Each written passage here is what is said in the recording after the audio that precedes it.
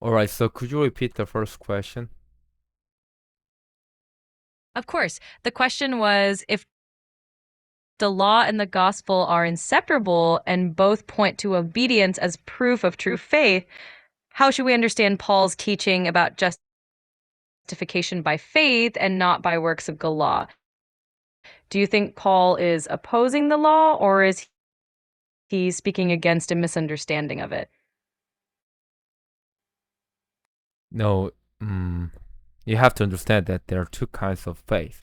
Faith that comes from confessing our faith in God, and faith that comes from the faith that comes from uh, obeying the word of God. And the question you asked about what Paul was referring to in Romans is the faith of confession. And through our faith in confession, we become righteous before God. But after that, after this faith, we must maintain our faith by living in obedience to the Word of God.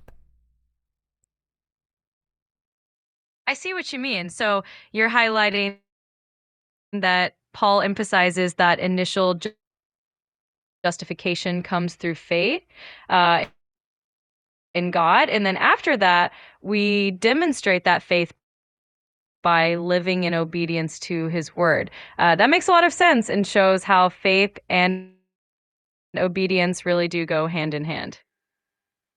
Okay, you need to ask more questions as I have requested. Absolutely. So, another question that comes to mind is how do you think we can balance the idea of living under grace while still striving for obedience to the law? Do you think there's a risk that we might lean too much on one side and neglect the other? I don't understand your question. Rephrase it. Sure. Let me put it another way. How can we find the right balance between relying on God's grace and also making sure that we live in obedience to his commandments?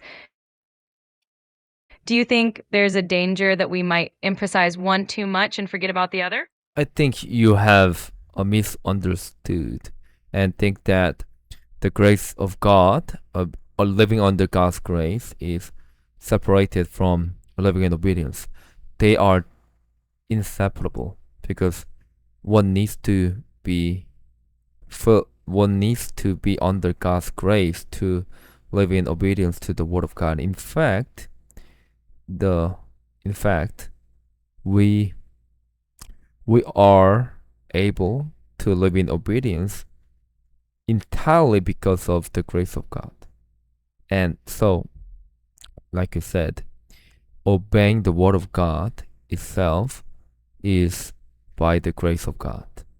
So there is no reason to find the balance between grace and obedience because these two are inseparable concepts. That's a great perspective. It's definitely true that God's grace empowers us to live in obedience, and they really do go hand in hand. So, from your point of view, living under grace means that obedience naturally flows from that grace. I love that explanation.